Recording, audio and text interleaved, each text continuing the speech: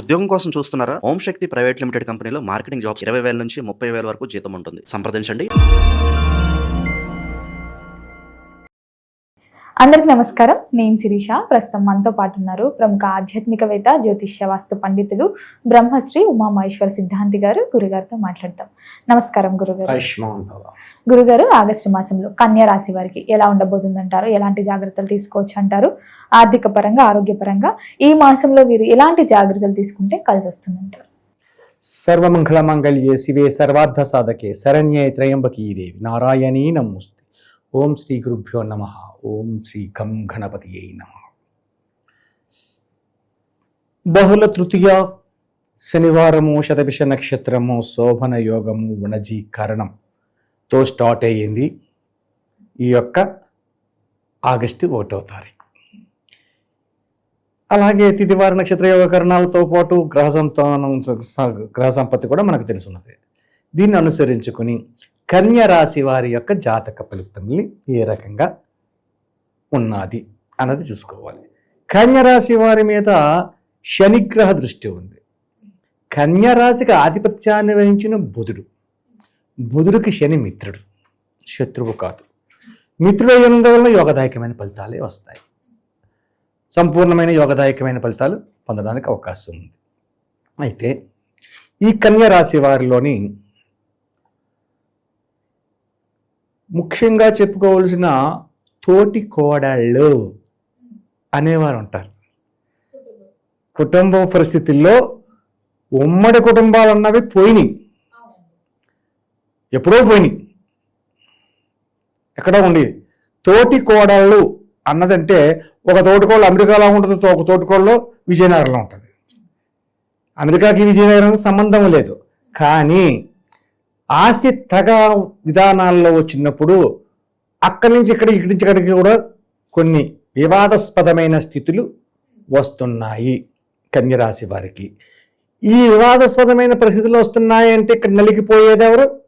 వాళ్ళ భర్త లేక భర్త తండ్రి, మామగారు అవుతారు. వీళ్ళు నలిగిపోతారు. అటు చెప్పలేడు, ఇటు చెప్పలేరు, మీమాంసభరితమైన పరిస్థితిలో ఉంటారు. అటువంటి స్థితిగతులు ఈ యొక్క రాశి వారికి, ఈ కన్యా రాశి వారికి ఈ యొక్క ఆగస్టు నెలలోని సంప్రాప్తంగా ఉంది. కాబట్టి జాగ్రత్త పడండి. చిలికి గాలివాన అవుతుంది. ఎందుకు? గొడవలతో మనకెందుకు? మంచిగా మాట్లాడుకుంటూ మంచిగా చేసుకుంటే అన్నీ మంచిగానే జరుగుతాయి, తప్పదని తెలియదు. ఈ తోటి కోడళ్ళ విషయంలోనే ఎందుకు చెప్పారండి? అక్క చెల్లెలు అవుతారు కదా, అక్క చెల్లెళ్ళే, కానీ ఎక్కడో ఉన్న అక్క, ఎక్కడో ఉన్న చెల్లి, వీళ్ళు ఒక బంధం ఏర్పడింది కాబట్టి వీళ్ళు తోటి కోడలుగా ఉండి అక్క చెల్లెలుగా మారారు. కానీ అక్క చెల్లెళ్ళకు ఉన్నంత అనుబంధ విధానం వీళ్ళకు ఉండదు. బయట కుటుంబీలకి అనుబంధం ఎలా వస్తుంది? ఎంత ఉన్నా అక్క అది చూసా, నాకంటే మంచి చీర కట్టుకుంది, అబ్బో ఈవిడ నాకంటే మంచి హారం పెట్టుకుంది అనే భావాలు వస్తుంది. అటువంటి విధానంలో నలిగింది ఎవరో? మీ తమ్ముడు గారిని చూడండి, ఎంత బాగా చూసుకుంటున్నాడో, మీరు ఉన్నారు ఎందుకని వీడు వెళ్ళిపోతారు. అటువంటి గొడవలు రావడానికి అవకాశం ఉంది కుటుంబంలో. చిలికి గాలి వాళ్ళని అయితే వద్ది అనేక రకమైన ఇబ్బందులకు గురవుతారు. కన్యరాశి వారికి ఈ యొక్క ఇంటిలో ఉన్న ఆడవారి వలన ఇబ్బందికరమైన స్థితిని పొందడము, కోర్టు వ్యవహారముల దాకా వెళ్ళడం జరుగుతుంది. కోర్టు దాకా వెళ్ళాలి. గొడవలు పెరిగితే ఏమవుతుంది? కాబట్టి జాగ్రత్త పడితే ముందుగా బాగానే ఉంటుంది. దానికి తగిన రెమెడీ చేసుకుంటే అవి కూడా పోతాయి. ప్రతి 100,000,000 దరిద్రాలకు అనంత ఉపాయాలు ఉంటాయి. కాబట్టి దాని యొక్క ఏదైనా మన చేతిలోనే ఉంది, మన నాలుగుతోనే ఉంది, మన నోటితోటే మాట్లాడుకోవడం జరుగుతూ ఉంటాయి. అటువంటి పరిస్థితుల్లో ఉన్నది. ఇక వ్యాపార రంగంలోని, వ్యవహార రంగంలోని, ఉద్యోగ రంగంలో ఉన్నవారు పరిస్థితులు ఏ రకంగా ఉన్నాయి? వ్యాపారాలు బాగానే ఉన్నాయి, వ్యవహార విధానం చాలా బాగుంది, ఉద్యోగ రంగంలో ఉన్నవారు బాగుంది, ముఖ్యంగా పోలీసు రంగం వారికి చాలా చాలా చాలా బాగుంది. కన్యరాశిలో ఉన్న పోలీసు రంగం వారు ఎవరైతే ఉన్నారో వాళ్ళకి అసామాన్యమైన కీర్తి ప్రతిష్టలు, ప్రమోషన్స్, ఎక్కడెక్కడికో ఊహించిన విధంగా అన్ని మంచి జరిగే విధానాలు ఈ యొక్క కన్యరాశిలో ఉన్న పోలీసు రంగానికి ఉంది. సరేనండి, ఇంతవరకు బాగానే ఉంది, పోలీసులు మెచ్చుకున్నారు, మరి లాయర్ల విషయం ఏంటండి? కన్యరాశిలో ఉన్న లాయర్లకు కూడా వాక్కును పెంపొందించుకునే అవకాశం ఉంది.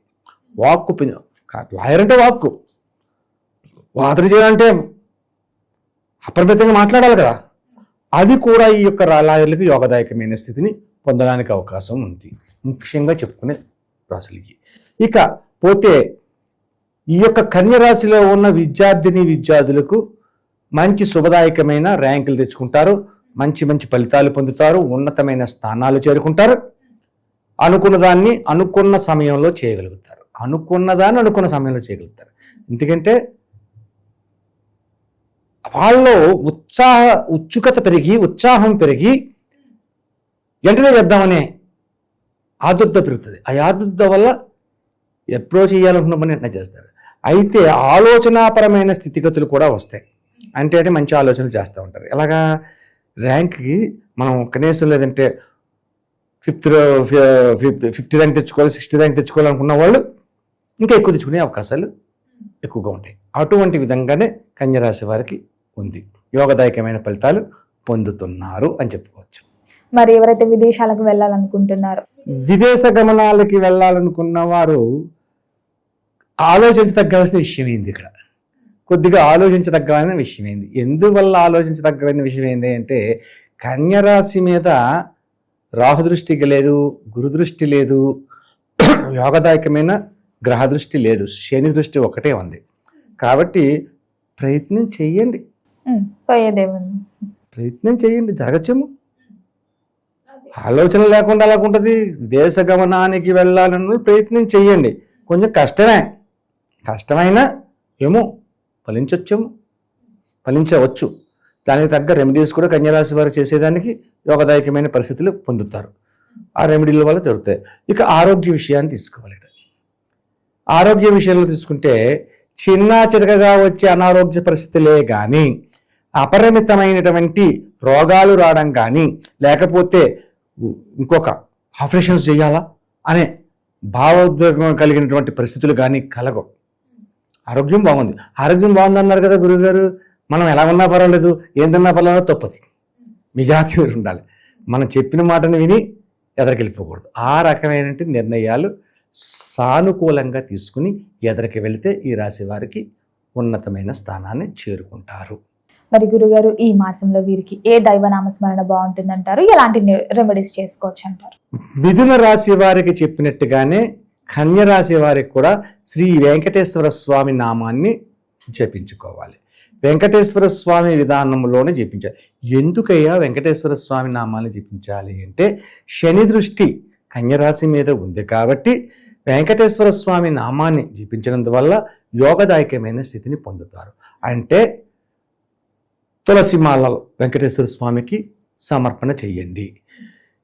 సాధ్యమైనంత వరకు మీకు ఉన్న ప్రసాదంలో చక్ర పొంగలని నివేదన చేయండి. శనివారం నాడు చక్ర పొంగలని ఇంట్లో చేయండి. మీకు తోచినంత, 1 కేజీయో 1/2 కేజీయో 1/2 కేజీ మీకు ఎంత చూస్తే అంత ఆ చక్ర పొంగల్ని గుడిలోకి వెళ్ళి నివేదన చేయమని చెప్పండి. కొంతమంది బంతులు మీరు వండినేమి పెట్టమండి అంటారు. అది ఒక ఇబ్బందికరమైన పరిస్థితి. లేదా మీరే పెట్టండి అంటే ఆయన ఉండమంటే 100 ఏదో 1000 అవుతుంది అంటాడు. కాబట్టి మీరే ఇంటికాడ మడి కట్టుకుని శుభ్రంగా చక్కెర పొంగల్ని ఇవ్వండి. అందులో కిస్మిస్లు, ద్రాక్ష పళ్ళు, జీడిపప్పులు అన్నీ వేసి, పచ్చకర్పూరాలు వేసి చక్కగా చేసి ఒక చిన్న ఐస్ క్రీమ్ కప్పులు పెట్టుకెళ్ళి ఈ యొక్క వండిన తర్వాత మీ ఇంటిలోనే దేవుడికి పూజ చేసుకుని నివేదన చేసి, ఆ తర్వాత గుడిలోకి వెళ్ళి గుడిలోనే వెంకటేశ్వర స్వామికి తులసిమాలతోటి, తులసి ఆకులతోటి అష్టోత్తర పూజ చేపించి ఉదయకాలాన్ని అక్కడ ఉన్న భక్తులకి ఈ యొక్క ప్రసాదాన్ని నివేదన చిన్న ఐస్ క్రీమ్ కప్పులు ఉంటే ఆ కప్పుతో తీసి ఇవ్వండి. ఇలాగ పంచిపెట్టండి. ఎన్ని శనివారాలు వస్తే శనివారాలు చేయండి. ఉన్నతమైన స్థితిగతులు పొందుతారు. కోర్టు వ్యవహారాల్లోకి వెళ్ళే పరిస్థితులు తగ్గుతాయి. ఆరోగ్యమైన స్థితిగతుల్లో యోగదాయకంగా ఉంటారు. ఉన్న ఏది చెయ్యాలనుకున్నా అనుకూలవంతమైన పరిస్థితి వస్తుంది. అలాగే మీకు తోచిన విధంగా ఈ యొక్క వారంలో మాసంలో ఎన్ని వారాలు ఎన్ని రోజులు కాదు, మీకు తోచిన విధంగా ఉన్న వారాల్లో మీకు అనుకూలవంతమైన పరిస్థితులు ఉంటే మీ మిత్రులకు కానీ, మీ సహోద్యోగులకు కానీ, మీ యొక్క బంధువులకు కానీ ఎవరికైనా సరే ఆహార విషయం వచ్చే సమయంలో అంటే భోజన కాలంలో శుభ్రంగా మీ పక్కన కూర్చోబెట్టి వాళ్ళకి భోజనం పెట్టండి. అన్నదానం చెయ్యాలి. అన్నదానం చేయాలంటే 100 మంది పెట్టాలంటే వేరే విధంగా అవుతుంది. అక్కర్లేదు, మీకు తోచిన బంధువులు ఎవరో ఉంటారు, లేదా మిత్రుడు ఉంటాడు, మిత్రుడు భోజనం చేసేవరా చేయలేదు అన్నాడు, భోజనం చేద్దాం అని మీ క్యారేజ్ తెచ్చుకున్నారా, కొంచెం ఎక్కువ పట్టుకెళ్ళండి, ఎత్తర తినండి.